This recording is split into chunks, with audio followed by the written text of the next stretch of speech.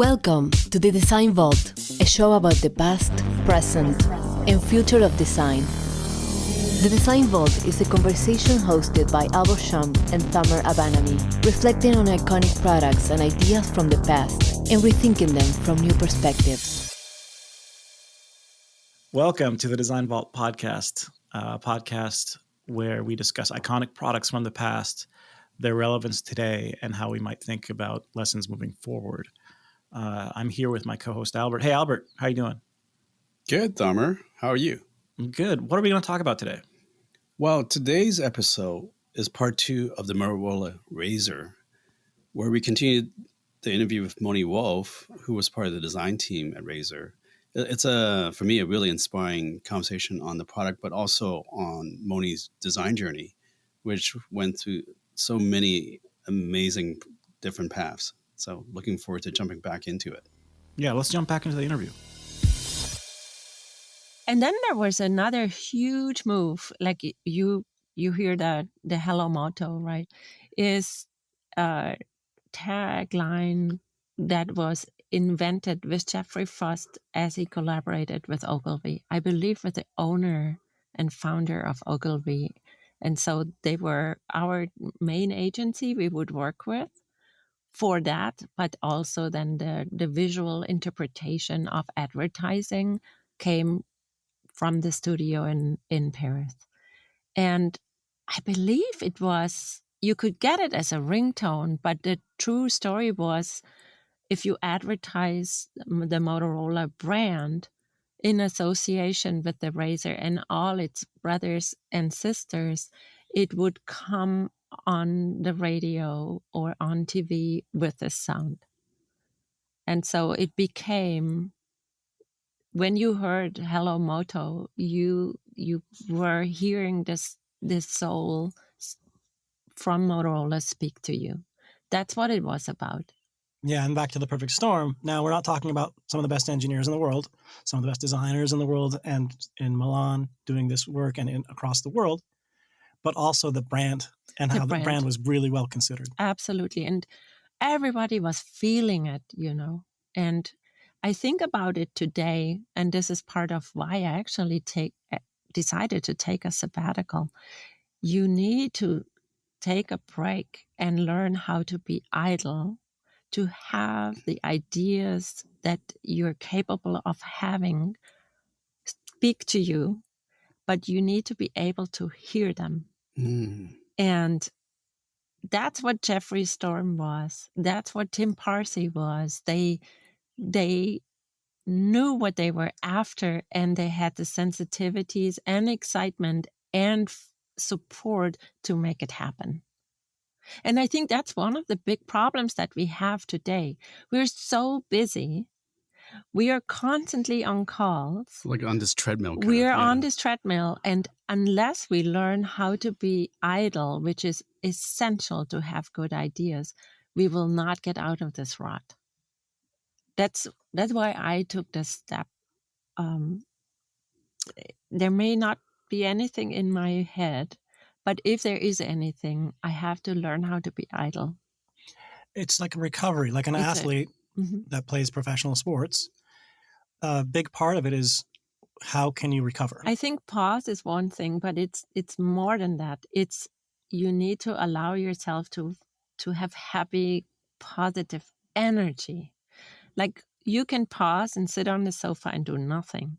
You won't recover as much as if you meet someone and talk to that person, have some really good laughs, right? That's true recovery in my mind. And you need to have that. And then, that's why some of us, we go for a run or we go for a bike ride, right? Because we have fun, we're active. And suddenly we come back from an hour of exercise and we have the solution. That's a really good way of being idle. How did Motorola design at that time scale? You talked about postponement a little bit, but how did Motorola design scale design and product making? So you're in this time where you have won the championship. It's very hard to come back and defend it. So talk to me a little bit about... and also the competition. Yeah, and the competition. Because we're kind of ignoring this The elephant in the room the where there Nokia. was this bloody battle between two big companies that were just leading the cutting edge. So true, so true. So I remember this roadmap meeting. This roadmap meeting was funny.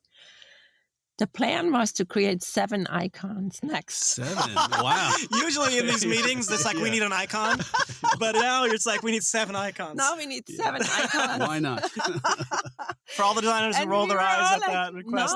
No. 7's a lucky number. 7's, so. it's auspicious. The thing is, like, we were under so much pressure. The design team grew, and we said, okay. So we decided to, 4 design languages, not just one.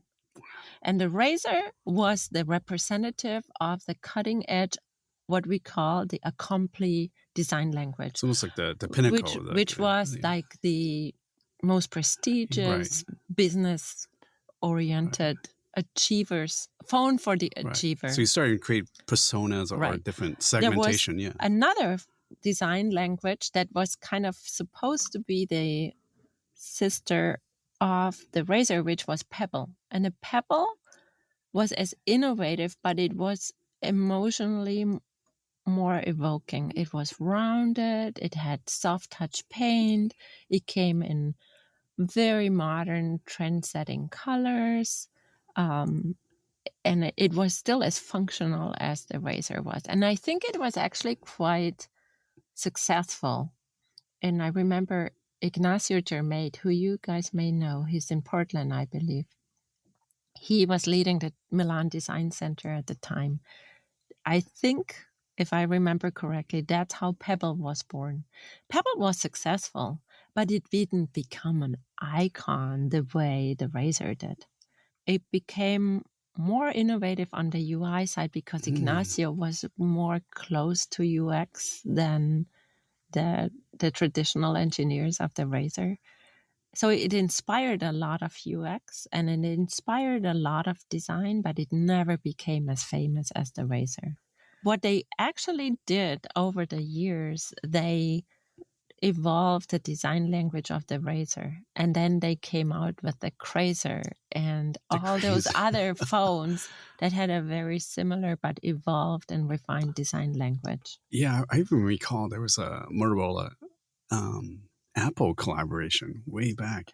The Rocker, where it was a music phone. Oh yes, I remember that. And that too wasn't the Rocker a candy bar phone? Yeah. I think it was. Yeah. Candy bar meaning it was just a block. Yeah. And I remember the audio was extra good, which I'm sure we wrestled with the speakers being too big for the thinnest phone that we were supposed to create.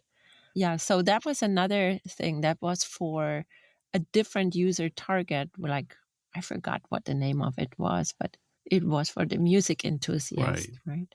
But the Rocker, if I remember correctly, was still using design elements of the Razr.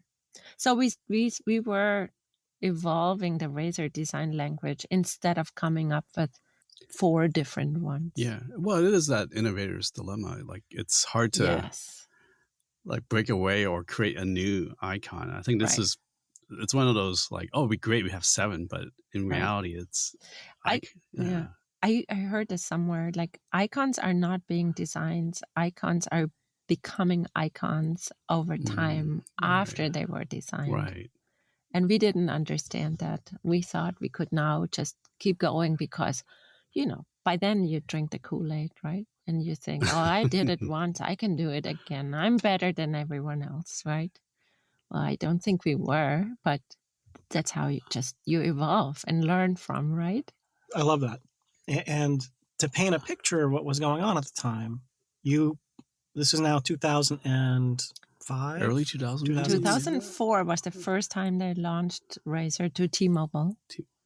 And so I was in Milan, I think 2004 through 2007, something like that. Yeah. And so what was going on at the time is you had this million-pound gorilla called Nokia. Oh, yes. Right? And I think 2 years after that, there was this upstart called Apple about to release the iPhone. And then there was BlackBerry with this business focus. Talk to me. I think Nokia was probably the closest kind of competition or the number one competitor across the segments that you were focused on, I believe. Yeah. Can you talk to me a little bit about how you perceived that competition, how you as a designer and how Motorola Design took that into account? Yeah. So Motorola was hip and desirable, but it was because of the Razr. And Nokia owned all of the other markets. Yeah, Europe and in international. Europe. Yeah. And we remember like Nokia had more colors than we did. Nokia were the ones who used metallic paint. I'm like, wait a minute. How can they use metallic paint if we are being we know you can't? Well, obviously you can. And how come they can still be successful with the candy bar phone where keys are not in the traditional rows and columns, but kids still use it and have record time texting traffic? How come they can do it? And we just had a hard time coming up with playful phones the way Nokia did. They were the ones who were adapting to trends, to lifestyles, to color palettes, and the Italians at the forefront were eating that up, right? And we were struggling with that. Like we were like, oh, you have to test this first. It won't pass the drop test of 7 feet. It won't do this. It won't do that. And it really restricted us so much. And it seemed like Nokia had more freedom to do fun stuff, which I think, I hate to say it, but I do think there was still, design wasn't really as admired as it was at Nokia, right? It was like engineering ruled and made the calls. And if you were teamed up with conservative engineering, you just had a really hard time to succeed.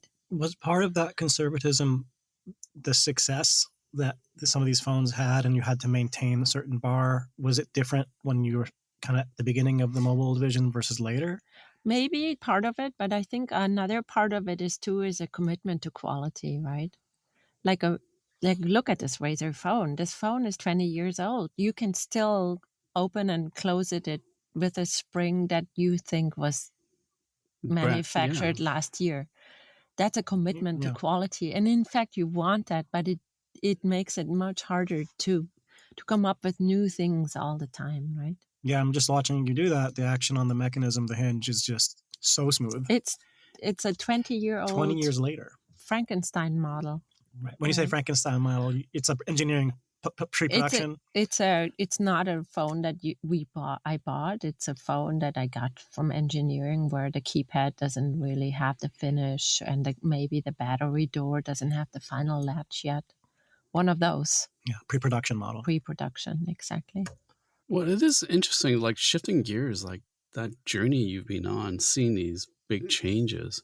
What are some of the changes you've seen, looking forward now? Right. Like, you're in this moment in time where you're kind of reflecting, but also trying to take in something new. Mm-hmm. Like, what are you excited about in terms of the future? Any things that you're looking forward towards or expanding on? I'm hoping to evolve that philosophy, but I tell you why I left Motorola. Like somehow, and I'm still trying to understand what it really means. I felt like if you truly want to innovate in hardware, you need to, in my mind, and coming from the Bauhaus philosophy, right? That's where I got my first degree. I was born in Ulm. I was born into the Bauhaus. Everything has a function. The form, the design, the material follows a function. Yeah. Whether it's an emotional or physical or whatever function it is, there is a functionality behind it. So I had this idea in my head where I was like, if I truly want to continue to innovate hardware, I needed to be closer to the people who design and created the soul of a device. The soul that's invisible, the soul that you interact with. There needs to be a physical manifestation of that soul that the humans who are physical can interact with. With that, I was just super thrilled when I had the opportunity to join Microsoft, because Motorola was all about hardware. The Razr was a black box. You didn't know how it did things. It had buttons and it had a display, and to figure out how to change band when you travel to a different country was impossible sometimes, right? So that's how I joined Microsoft, and I was thrilled about it. And same with AI today, right? So how can we now create that soul So the machine. that solve the machine? And by the way, there will be an untouchable mental soul of this thing. And I think in industrial design, we're stuck. Right? We're designing cylinders with a light on it. We're designing things that remind us of the past. We really haven't explored what this new design can look like, especially because I think it needs to be a lot less, because we can't design for the landfill. Right. It needs to be less visible, but you still need to interact with it somehow physically.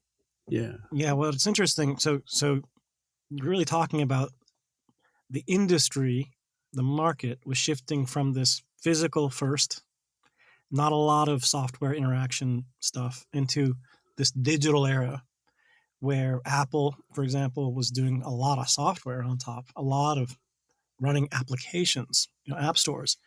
And so you navigated that shift by joining a company that was doing a lot more software, and it was getting into phones as well and phone operating systems.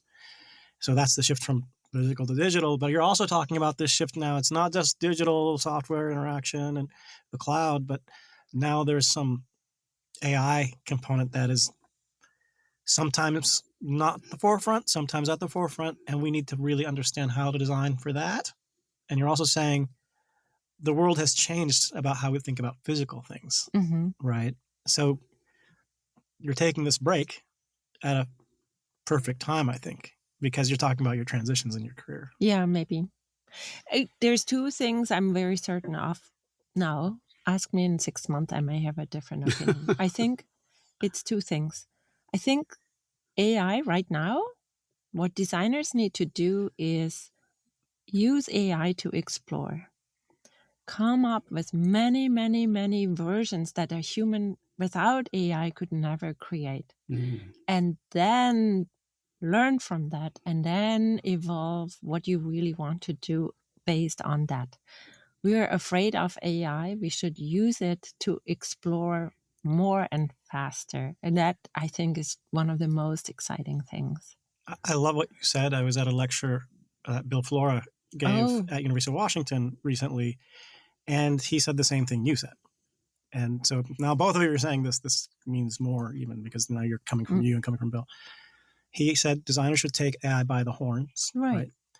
And you should really understand how to generate and how to curate and how to guide that inventory of ideas that you might have not come up with. What is the flip side of that advice? Because one of the concerns I have is designers getting too lazy. Oh, right. I think there's another part that we need to wrap our head around, and it's a truly new era. So while we thought about industrial design, right, we build one product that you have in your hand, and you have to be maybe a little bit more system oriented because of the chargers, because of how to wear it, postponement, all those things. The system thinking is becoming so much more complex. The social responsibility, how often do you need to build a new device to use new technology?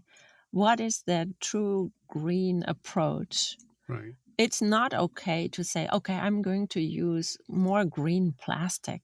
Right. The true social responsibility thing to do is maybe not to build a phone, but maybe communicate in other ways where you don't create anything for the landfill. distribution. All those things are now becoming the fuel for innovation for industrial and UX designers. It's no longer okay to say, I'm a UX designer, or I'm an industrial designer, I'm a CMF designer. It's the system where, in my mind, that's where Bauhaus comes back, right? What is the system? What is the systematic approach as you're inventing a new product that you want society to use? That is holistic. And it's not going to be maybe there is a product involved that you carry in your hand or have wrapped around your neck, but it's one module of the entire system, and it's about designing the system. Right. Now, to understand that system, you can be lazy. If you're lazy, you don't get it, you will not succeed. So to just create versions is one shallow layer of what a designer really needs to do going forward. And also, like, you should share more. Like, you worked on healthcare, you worked in, like, those are more system kind of views, right? It's not just creating, we're going to create like a new product and that's going to solve everything. Right. And I give you an example. Like you said, I worked with Microsoft Research in health. So I remember writing an article for IDSA around the future of 3D glasses in healthcare. Yes, you can now do remote surgeries. Yes, you can see things that you could not see otherwise.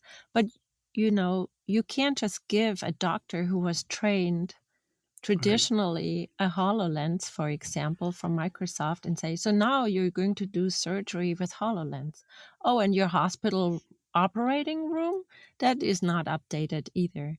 So to design the HoloLens, it can be as the best product ever, but if the ecosystem around it isn't adapted to it, is not up to speed, is not being paid for, right? To have a hospital update all their operating rooms so they can operate with a 3D lens is naive. Maybe there is no money, or maybe it's the wrong thing to do, right? So it may not be the right solution. It may not be the right thing. So it's not as simple. You can't just come up with a product anymore and change the world like you did with the Razr phone. So I want to kind of ask the question from another angle. What advice do you have for designers who are coming out of design school? Some of them have an ID focus, some of them have an interaction focus, some of them might be CMF focus. What advice do you have for them around how to approach this system, this holistic way of thinking? You're saying to succeed in this AI era, you can't just generate a bunch of ideas without some base under it and over it that is very systematic. How do they achieve that? So when I think about advice, I think about how would I do it if I were to do it again. So I can only tell you what I would do. I'm not sure if I am equipped to give other people advice. I believe, number one, you need to become an expert. You need to be an expert craftsperson. You need to know how to use tools. You need to just really work hard to become good at it so you don't become the victim of the tools you're supposed to use to design. It takes a lot of time. It's like playing the piano. Right. You need years to get good at it. Right. So that's one. The other one is, I heard a really good quote the other day. And when I thought about this podcast, I thought I want to drop that line. You need to truly be in love with your problem. Don't talk to engineers, read literature, combine areas of expertise from people who you would naturally not combine your own problems with, and just, try and turn every rock that you can get your hand on. Yeah, embrace that. That would be my advice. Ambiguity. And fall in love with the product. Yeah. I think it was Surya who said that, Surya Vanka, who said that in his workshops. Fall in love with your problem. And anything you do, you relate it to your product, right? Yeah. And also like that energy you're saying, I think, like fall in love with your problem with the energy that you could give to it. Because I think sometimes that optimism that you bring to it, it's so inspiring. And also it just brightens up the room. Right? You want to be the person that brightens up the room, not the one that takes the energy away from everyone. It's important to have fun and not to be intimidated or stressed, which happens in my mind very often. That's where the happy place is, right? That's where amazing things can happen. I love that. And I think it's a perfect place to kind of wrap it up. And I think between having a real good understanding and falling in love with your problem, having the sense of optimism and energy to overcome that problem, that's one of the things that really, you are the face of that for me. Oh, thank It's you. a small group of people, but I've never seen you show up with this negative energy. You're always really trying to solve something, even if you're in the beginning, right? A lot of times we would talk more, you were in the beginning, or we didn't work a lot directly on the same thing, but we would always touch base, and that's what I got from you.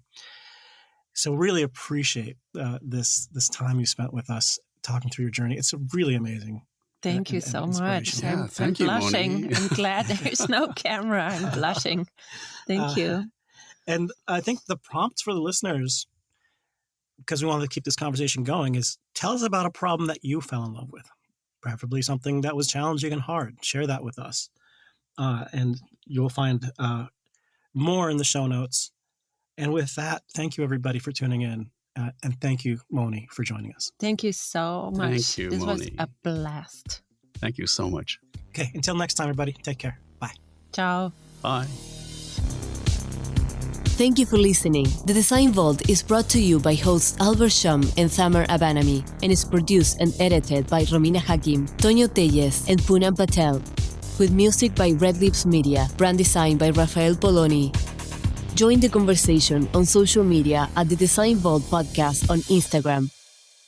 The views and opinions expressed in this program are those of the speakers and do not necessarily reflect the views or positions of any organizations they represent.